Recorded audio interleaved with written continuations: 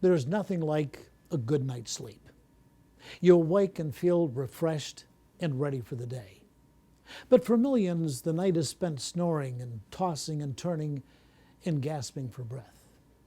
It's a condition known as sleep apnea, and it can cause depression, acid reflux disease, increased risk of heart disease. We sat down recently with Dr. Magnus Wilson to talk about the enormity of this sleep condition. Sleep disorders are a significant health issue in the United States. One of the most common disorders is sleep apnea. It's estimated that 22 million Americans suffer from it, and 80% of those cases go undiagnosed. Dr. Magnus Wilson is a dentist with more than 30 years of experience. He belongs to the Cambridge Dental Group, a consortium of multi-specialists who serve clients with a variety of needs.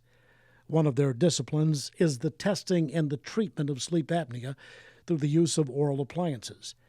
Dr. Wilson has sleep apnea himself, so he's personally familiar with having the disorder and the methods of treating it. We talked to him to learn more. During sleep, the muscles of the neck, tongue, and upper airway relax, resulting in partial closure, which is snoring, or total closure, which is apnea, or absence of breathing. What happens is when breathing ceases, it can stop for 10, 20, 60 seconds or more, and it results in the stoppage of flow of life-giving oxygen to the brain tissues. This causes a slight arousal to the patient in sleep. They don't even remember it, but it results in a disturbance of the sleep pattern. Therefore, they wake up tired or sleepy the next day. Well, there are a lot of diseases associated with sleep apnea, most commonly high blood pressure. We also see a lot of patients with acid reflux. They have difficulty controlling type 2 diabetes. They have morning headaches, excessive sleepiness during the day, resulting in poor performance or dangerous driving, restless sleep, disturbance of the sleep pattern for the sleep partner. Depression is more and more commonly found with sleep apnea now, as is stroke risk, atrial fibrillation, memory loss, sexual dysfunction. Also, there's an increased risk of sudden death. Dr. Wilson is a sleep apnea sufferer himself with over 20 years' experience having the disease. He has a passion for helping alleviate the condition for his clients.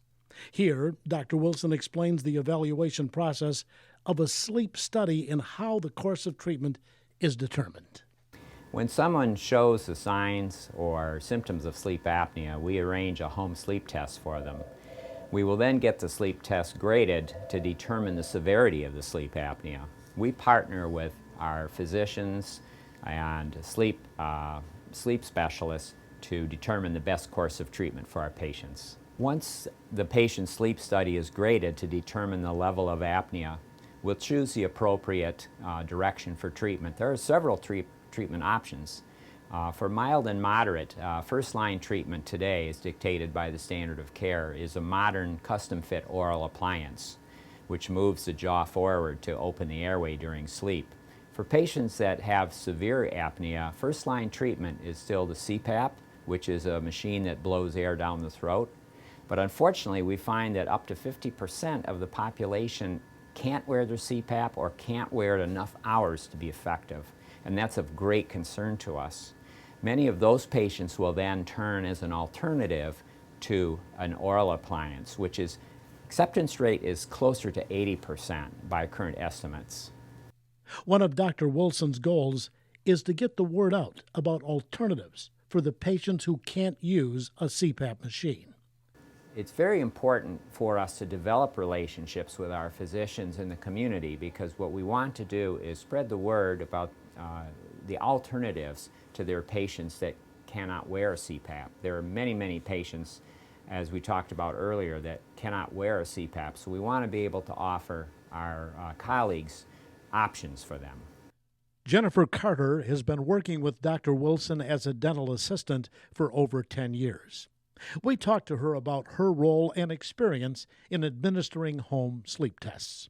Well, I'm Dr. Wilson's direct assistant, so every patient that he sees and treats comes in contact with me. I administer every home sleep test, I help him with his consultations, I help him with the treatment of every sleep apnea patient. The home sleep tests are great because many patients don't want to go to a sleep center, stay the night. Oftentimes they have to stay 2 nights at the lab. So the home sleep tests are convenient. They're easy to perform. They can do them in the privacy of their own home, so patients really love that. The home sleep test monitors many of the things that a lab sleep test monitors: airflow, oxygen saturation, pulse, thorax and abdominal effort, snoring. It records your snoring. It even records your body position. Well, every home sleep test that we perform is sent and submitted to a board-certified sleep physician who actually grades the study and performs the diagnosis. They then send us back a sleep study report, which we go over with the patient. Frank Perkins is one of the many patients helped by Cambridge Dental Group. He had tried numerous therapies without success. His sleep apnea had progressed to the point where he lost numerous jobs from falling asleep. Frank tells his story. My sleep apnea, when I came to Cambridge Dental Group, was so severe that I had no regular sleep schedule. I lost job after job, falling over, slumped in my chair, was not getting regular sleep. I wasn't breathing correctly. I had pretty much lost all hope and sanity.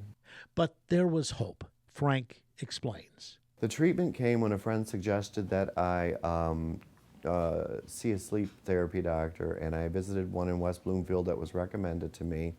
And she eventually, we tried the CPAP machine, which didn't work out for me. And then eventually she referred me to Dr. Wilson, who's very friendly staff, very clean office, very professional. And we discussed, getting a dental appliance made, which as soon as it was fitted, I put it in at night thinking, well, here's another try. But within a week, I had come onto a regular sleep schedule. I hadn't noticed any more bruises. I was happier. My mood went from just being very dark to being just happy and peaceful. And I was able to cope with things I couldn't cope with before that once upon a time I could cope with. And I guess I owe it all to Dr. Wilson. Cammie Rudolph is a retired registered nurse with over 30 years of experience in her field. Today, she works as an administrator for the Cambridge Dental Group. She works one-on-one with patients to discuss their treatment plans and insurance programs. With her medical background and experience, she sees firsthand what sleep apnea can do to her patients. A lot of sleep apnea patients come in and their expression is pretty flat. They don't seem happy, they don't smile a lot.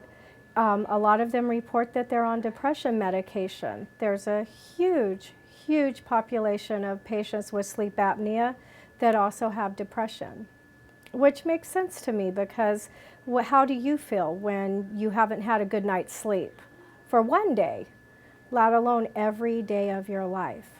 One of the rewards of working in the field is seeing the changes in patients. Cammie is proud of the work they do and tells us about the changes that she sees. When the patients come back several months later after starting the sleep apnea therapy, it's extremely gratifying. They come back, they look so much better. The dark circles under their eyes are gone. They're more typically smiling and joking. Their skin is glowing. They just look so much better. And you sit there and you're thinking, is that the same person? But they feel good. The chronic, I just don't feel like myself feeling is gone, and you really see their personality. As with any medical treatment, how it will be paid for is a concern. Cammie clarifies how insurance pays for sleep apnea therapy. Many times a lot of people don't seek help for sleep apnea because they think it's going to cost them a lot of money. Dental insurance does not cover sleep apnea. It's a medical procedure.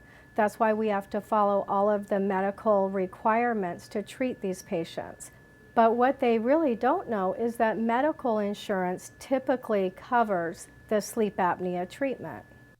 Larry Lobert has had sleep apnea for over 10 years.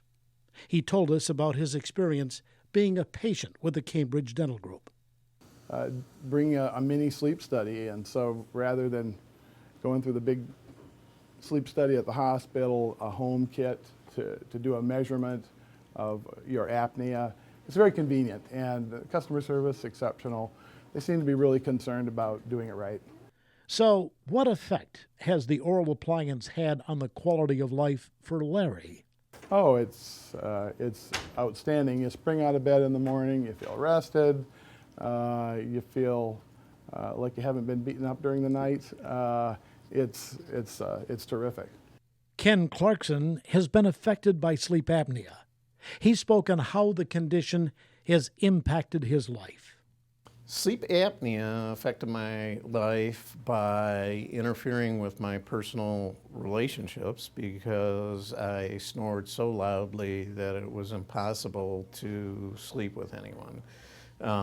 It also affected my life by me being tired all the time. I thought that I was some sort of a guru or sleep master because I could fall asleep at any time, anywhere.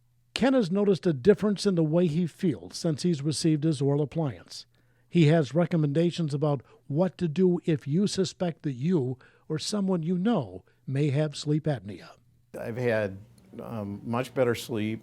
I don't get up as often. There are nights when I'll sleep the entire night through, and that would never happen before. Also, there are times when I'll wake up before my alarm goes off, feeling rested and actually wanting to get out of bed, which has been unheard of for me. So I would recommend that if someone is living with someone who's complaining about your snoring, if you're feeling tired, that you come in and visit with the people and check it out. The sleep study that they do in your home is not so obtrusive that it should constitute a barrier to entry anymore, in my mind. It's definitely worth the effort. So, Sleep apnea is a serious condition, and it's now treatable, and it's covered by your health insurance.